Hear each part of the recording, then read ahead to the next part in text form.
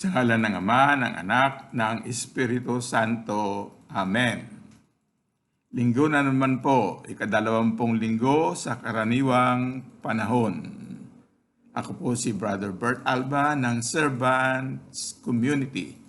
Binabati ko po ang lahat ng mga sumusubaybay sa aming YouTube channel na Servants on the Web ng isang mapagpalang linggo ng umaga.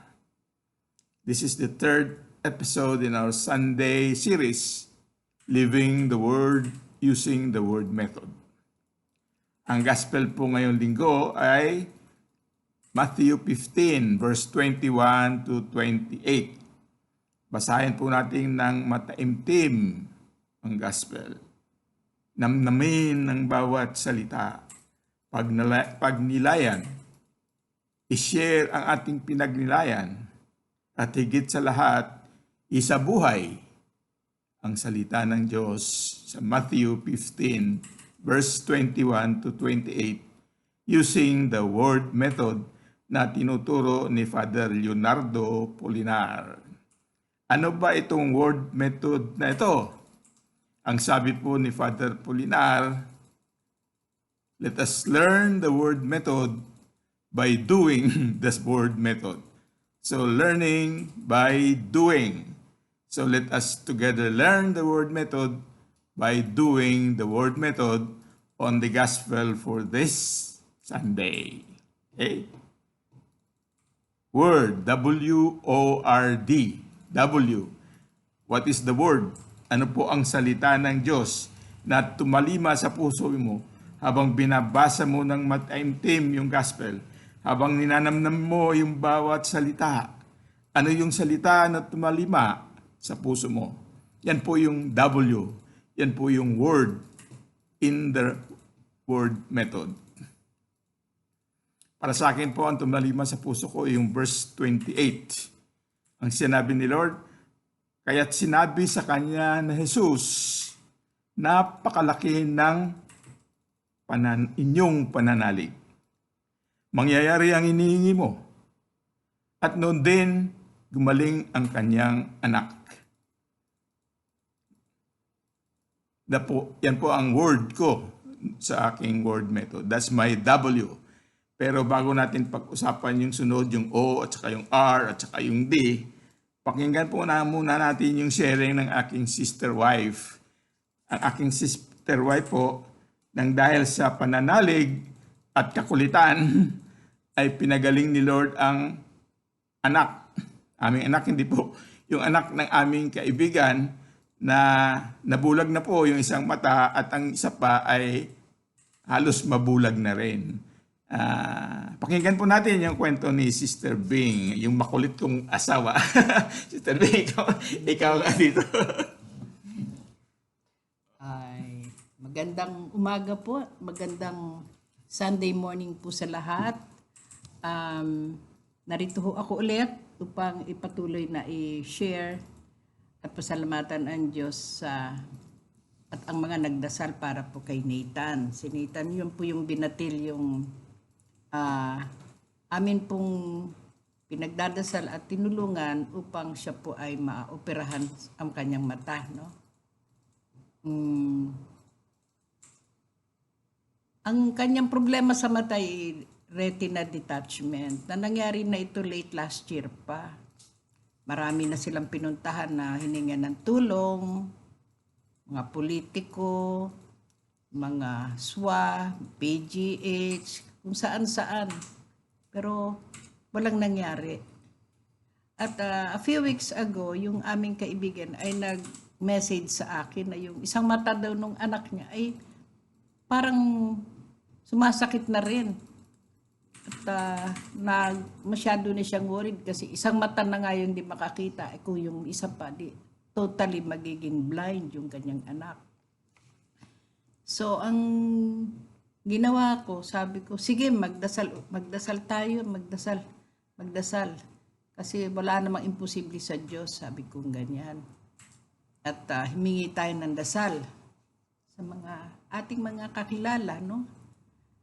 Tapos ang naalala ko, Kinulit ko si Lord, Lord, nakalimutan nyo na yata si Nathan. Tagal ko nang pinagdasal siya sa inyo. Pero hanggang ngayon problema pa rin siya. Sabi kong ganon, ang kanyang mata.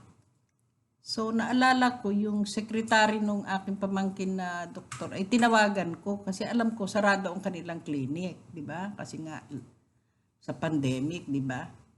So tinawagan ko at sinabi sa akin, Biyernes yun nung tumawag ako, sabi, ay swerte sa Lunes, mag-o-open na ulit ang aming clinic. Talaga si Lord pag siya ang may gusto. Perfect ang kanyang timing, ano? Praise the Lord. So, sabi ko, sige, papuntahin ko dyan si Nathan. Naalala mo, dinala ko na yan noon dyan, di ba? Kaya lang, talagang cannot afford. Napakamahal pala ng operasyon. So, tingnan nyo nga ulit. Baka sakaling matulungan o anong magawa natin, no? Na siya ay maoperahan na kaagad. So, pinapumunta sila dun sa clinic na nag-open na nung Monday. At talaga sa tulong ng pagdasal siguro, at pananalig sa Diyos, na-schedule ka agad. At sabi sa kanya ay maghanda ka ng ganitong amount, kahit kalahati na lang ng dating kailangan, maghanda ka din ng mga 10,000 na extra para sa mga gamot. Pagkatapos ng operasyon, maraming gamot yan na kailangan ipagpatuloy.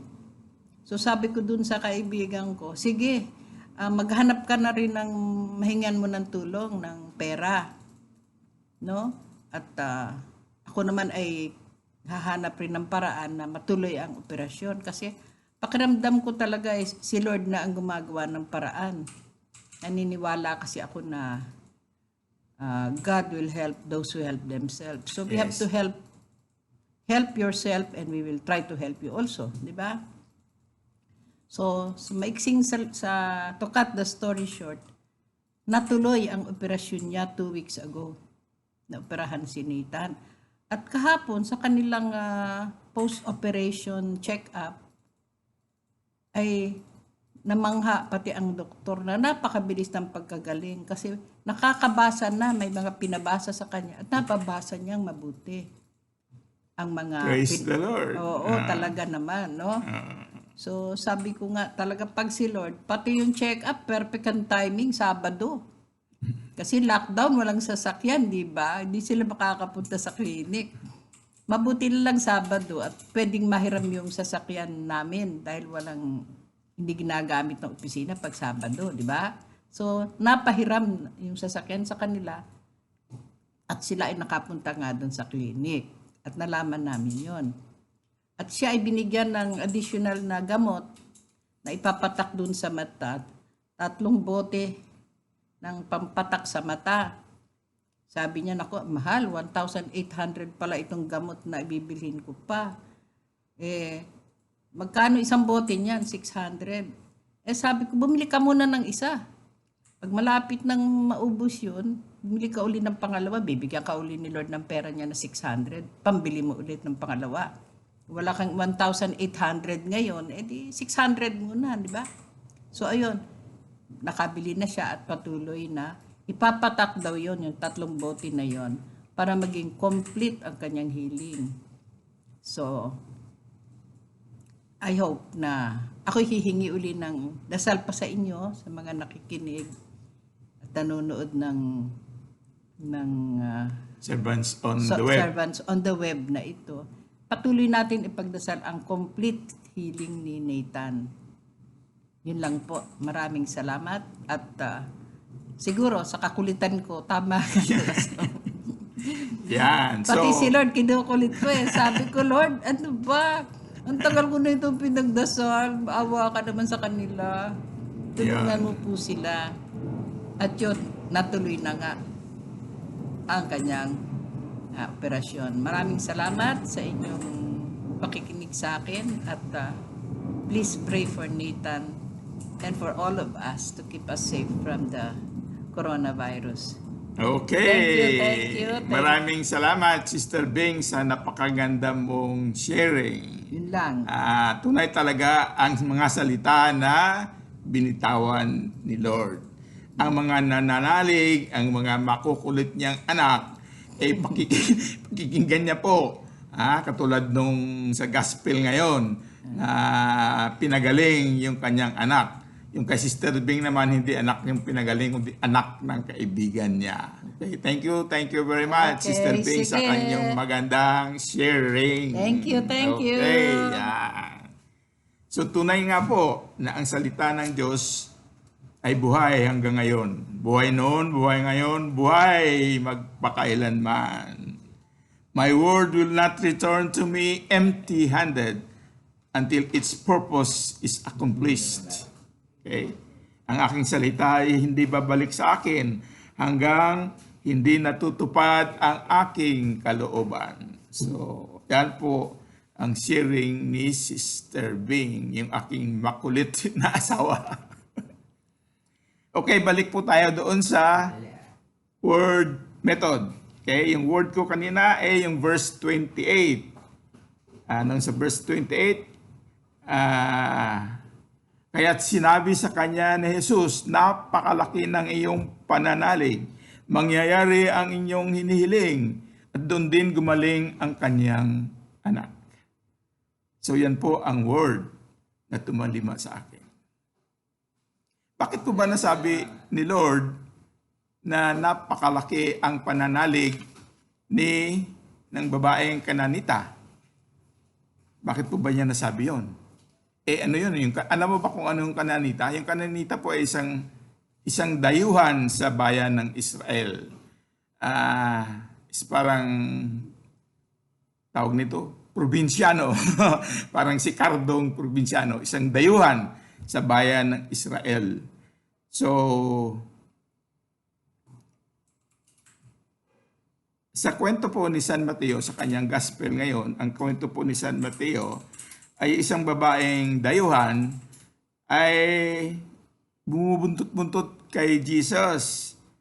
Kinukulit si Jesus, sumisigaw. Ang sabi niya, Panginoon, anak ni David, mahabag po kayo sa akin. Ang aking anak po na babae ay inaalihan ng demonyo at masyadong pinahihirapan. So yun. Una, gaputok man ay hindi tumugon si Jesus. Kasi dayuhan nga eh. Didma si Jesus. Pero sa kukulit ng babaeng dayuhan, sumagot si Jesus. Sa mga tupang naliligaw lang ng bayang Israel, ako sinugo. Hindi sa mga dayuhan, sabi niya. Yun, ang sakit po, Kuya Hede, di ba? Pagsabihan ka ng ganyan. Pero, ang babae sa halip na manahimik, sa halip na magtampo, sa halip na lumayo, lalong lumapit kay Jesus at lumuhod po siya sa harap ni Jesus. Ang sabi niya, kinulit niya uli, tulungan mo po ninyo ako. Yun. Sumagot si Jesus, hindi dapat kunin ang pagkain ng mga anak upang ihagis sa mga tuta.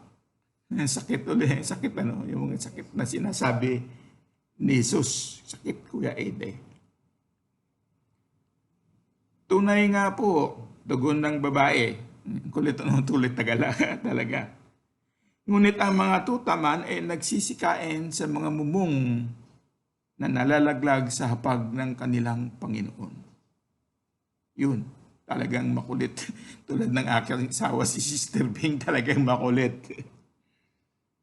Kaya sa verse 28, sinabi ng Panginoon, napakalaki. Anong sinabi na pa rin?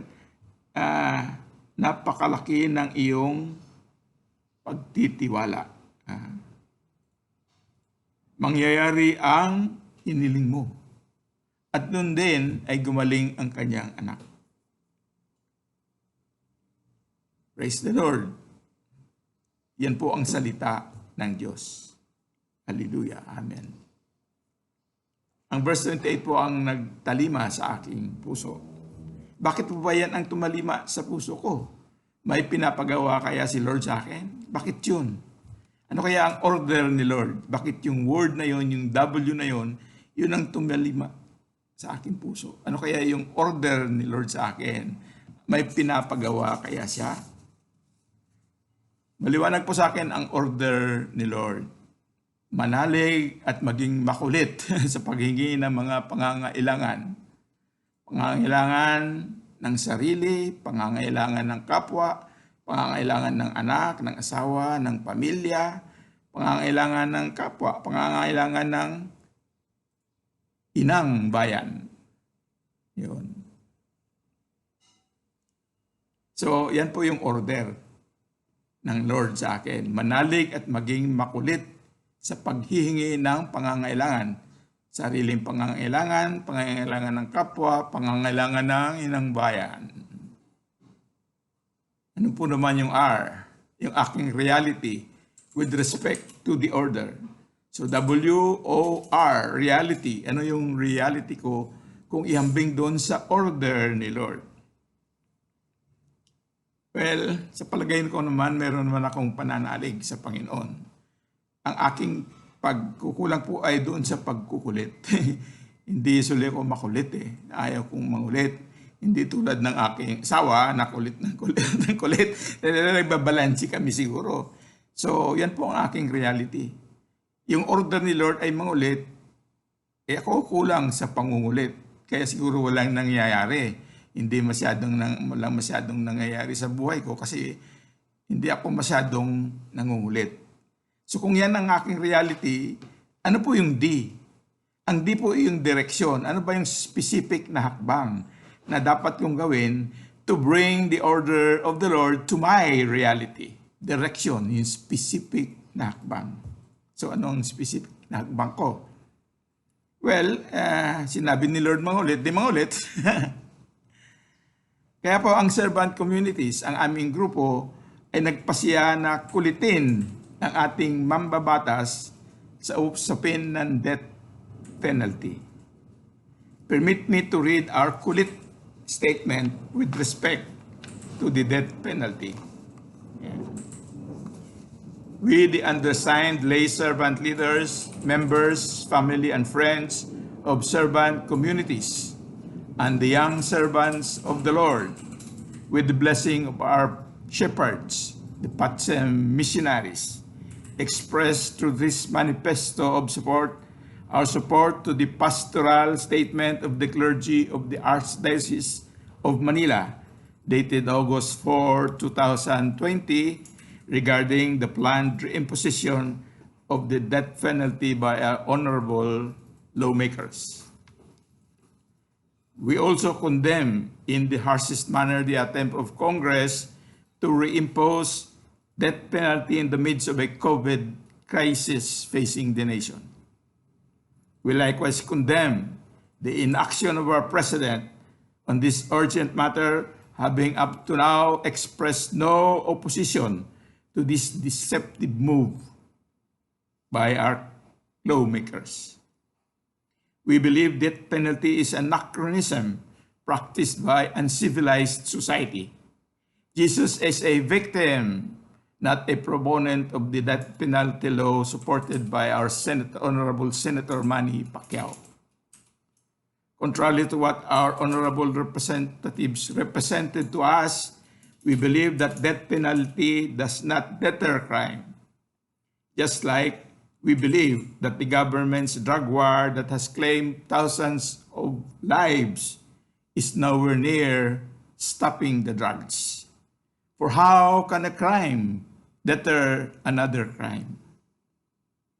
54% of the countries of the world have replaced or have abolished their death penalty laws. The rest, except for a few, have put a moratorium on their implementation or limited its implementation in a few heinous crimes like plunder by congressmen, by persons in authority. China, North Korea, Syria, Iran, and a few other countries under repressive regimes are the active practitioners of death penalty, beheading critics, Christians and Muslim alike. We strongly object to the reimposition of the death penalty law, which in the past we have also strongly rejected. Ang kulit nila. We speak for all peace-loving Filipinos. We do not want on Pueblo Amante de Maria, a country beloved by Mary, to join the ranks of death practitioners. Buhay, hindi bitay. Signed, Servant Communities, Brother Benny Santos, Presiding National Servant.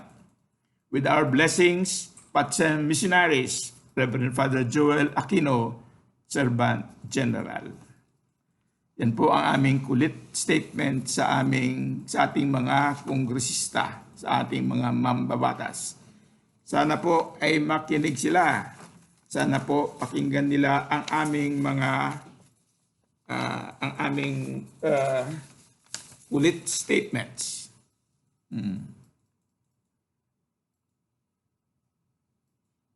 Yun, hanggang dito na lang po muna ang Servants of the Web. With great power comes great responsibility. Pero mukhang kulang po ang power pa namin. This is just our third episode in our Sunday series. And need po namin more power, more subscribers for more power. We promise to exercise this power with great responsibility. We promise to our subscriber to exercise this power with great responsibilities. Please like, share, and subscribe to our YouTube channel by clicking on the buttons below. LSS, like, share, subscribe to the channel. Until next Sunday po, stay safe and God bless. Amen.